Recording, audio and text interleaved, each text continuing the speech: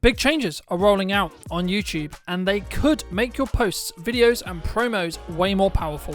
This week, we got the news that YouTube is going to be rolling out some more changes to help creators. The key takeaways are community post update. Creators can now upload up to 10 images per post, previously was limited to 5.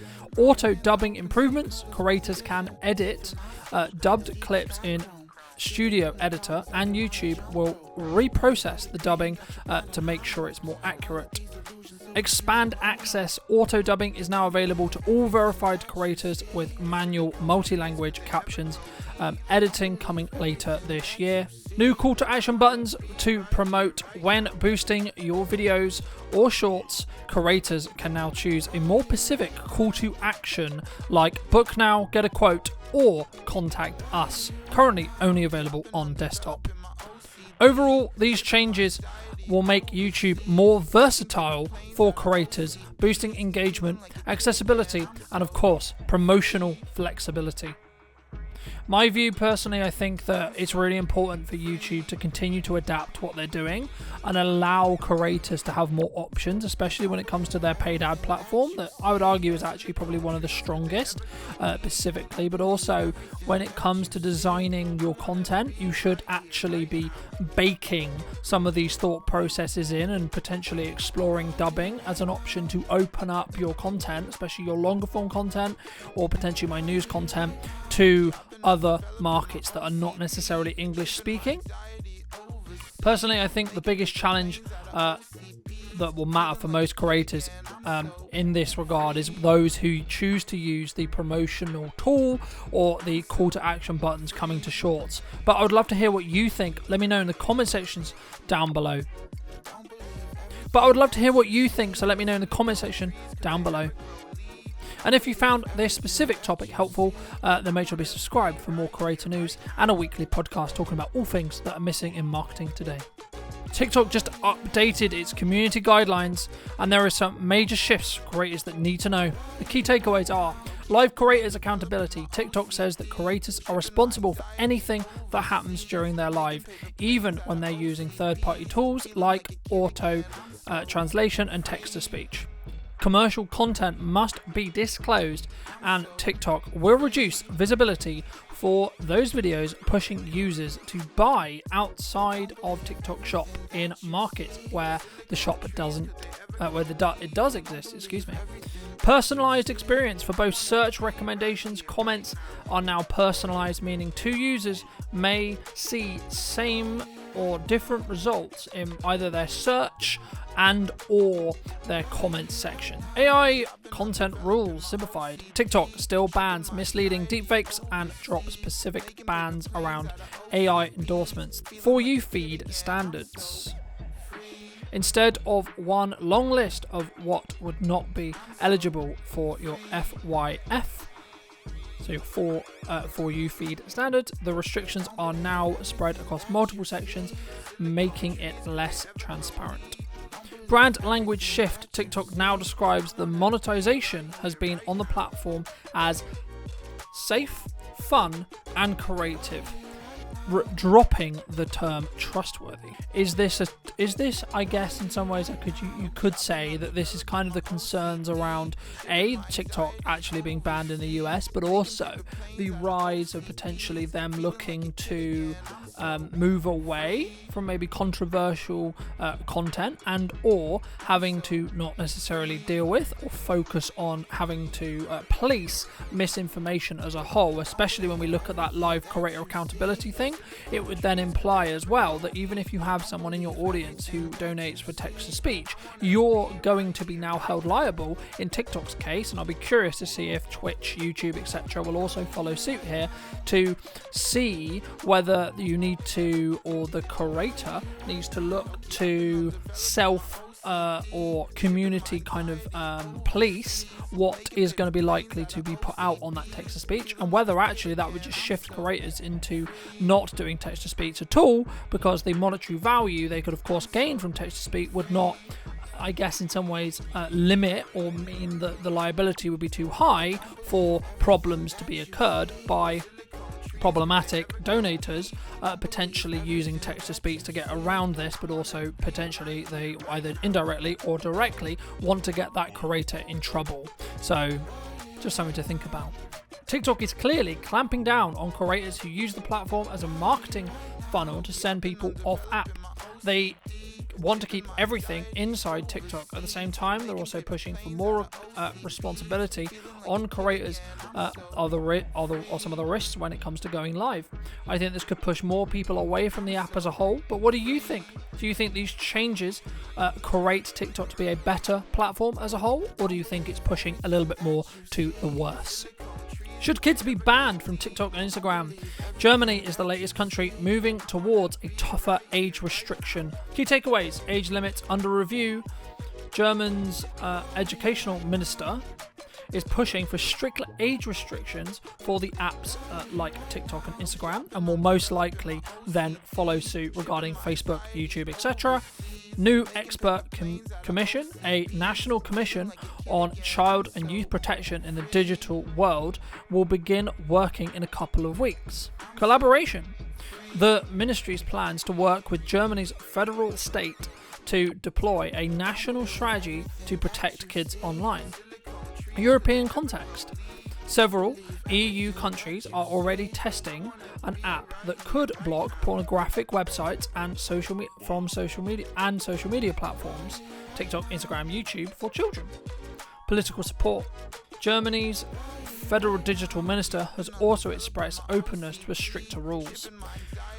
This is not new, right? This age restriction and trying to make the internet a safer place. I've got a planned video in a handful of weeks talking a bit more in depth about the new UK Pacific Safety Act and the new powers that Ofcom have been given by the government that came into effect about a month and a half ago at the time of recording. And, it's been interesting to see where the the world, because we saw it with Australia when they were one of the first jurisdictions to actually ban social media from anyone below the age of 16, but it would also still bring up that question of how well is it placed and who specifically is the one that's going to get the slap on the wrist, I guess you could say, if it's found that a child has lied in the respect to their age to actually get past these bans as a whole, because we know what children are like as a whole. With so many EU countries focusing on making the content kids see online, quote, more safe, most people would say that's a win, but it does leave room for AI and other content to slip through the cracks potentially. And do you think we're likely to see more social media platforms strictly enforce age limits? I'd love to hear what you think in the comment section down below. Meta has just dropped some powerful new tools for Edits app. And if you're making Rails, this could also save you a lot of headaches. Improved analysis UI. This makes it easier to compare performance across your Reels and see what clips are working best. Safe zone mapping. Now you can preview where on Instagram and Facebook buttons will overlap on your videos. This is important to make sure visuals and subtitles are not going to get cut off. New editing features, keyframe curves for smoother transition, snap to edge alignment, and export program overview or process overview. Packed with tools since the launch in April 2025, fonts, filters, video, voice effects, beat maker, teleprompters, AI restyling, sticky notes, noise reduction, royalty-free music, and more. Overall, Edits is quickly becoming and getting into.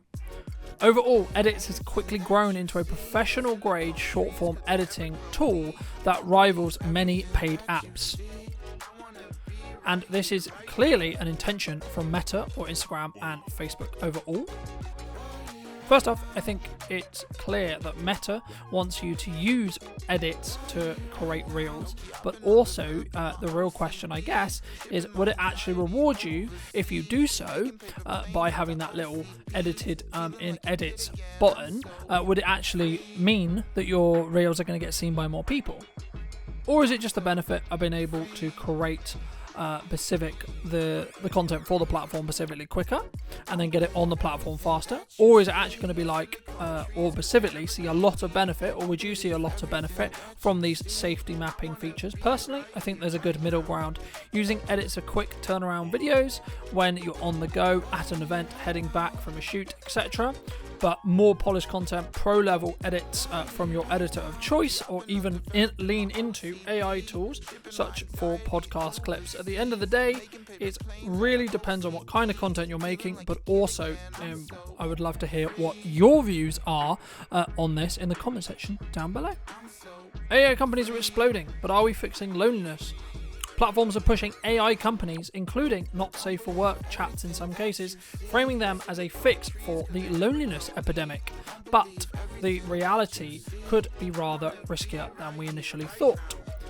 There has been a lot of talk around the psychological and social risks flagged by manipulation, share, potential data misuse, and also the question, I guess, whether we're actually going to have an AI replace a real relationship.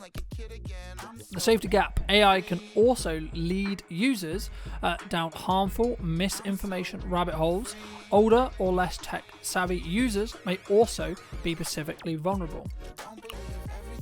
There's also been a lot of talk about the fact that there has been a lot of damaging data released about the potential knock-on effect to teens' mental health regarding too much consumption of AI, or only just using AI and not connecting with a real person. Of course, the counterpoint that Meta's CEO has said is that this would be an addition, not to replace a human friend or, of course, a human relationship. The idea of AI playing a major role in our lives isn't just some text fantasy anymore.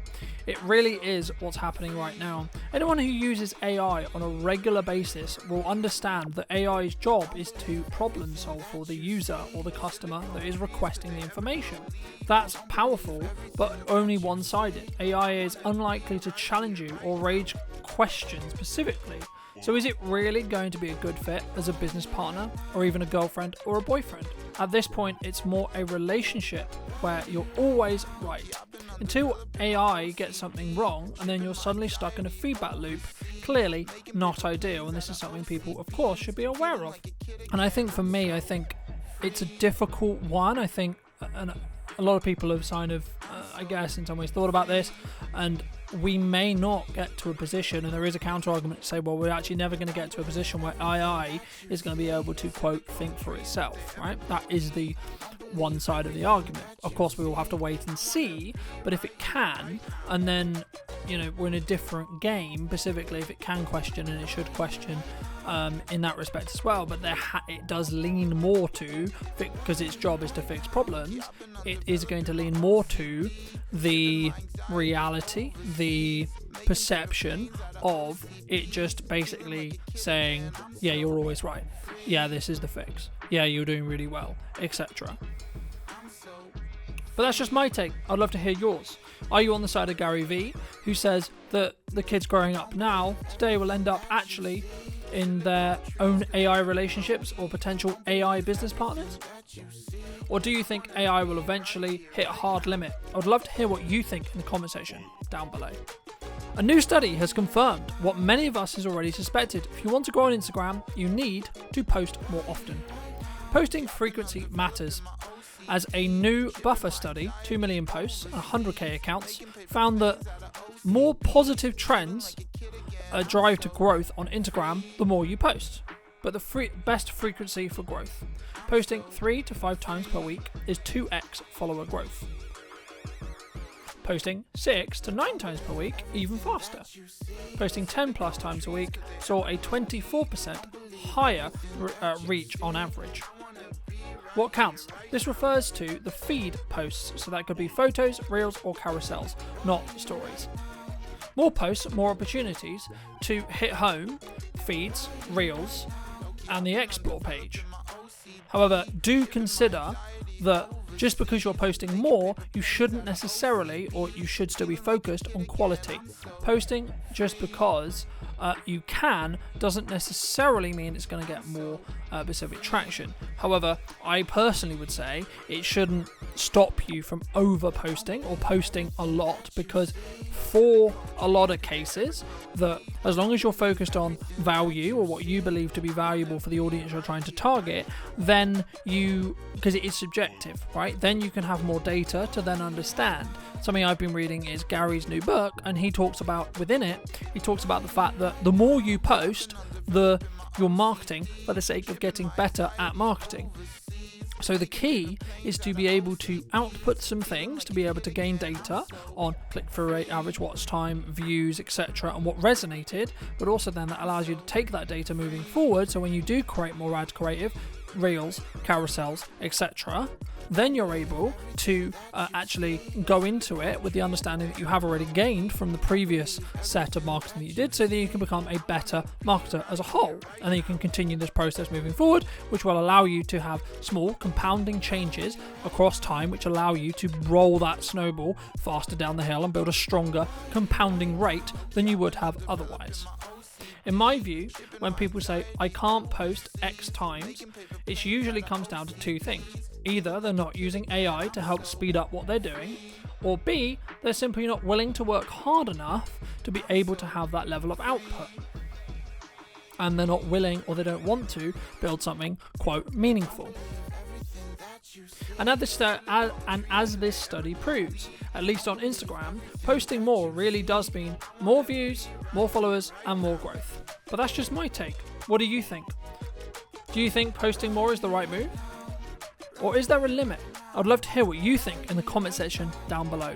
And I'm so glad that you got to the end of this video. So thank you ever so much for watching me. If you did enjoy this video and would like to see more news or a weekly podcast talking about what's missing in marketing today, then I'll leave a relevant episode. Click this video here. YouTube thinks you'll enjoy it. And I'll see you very, very soon.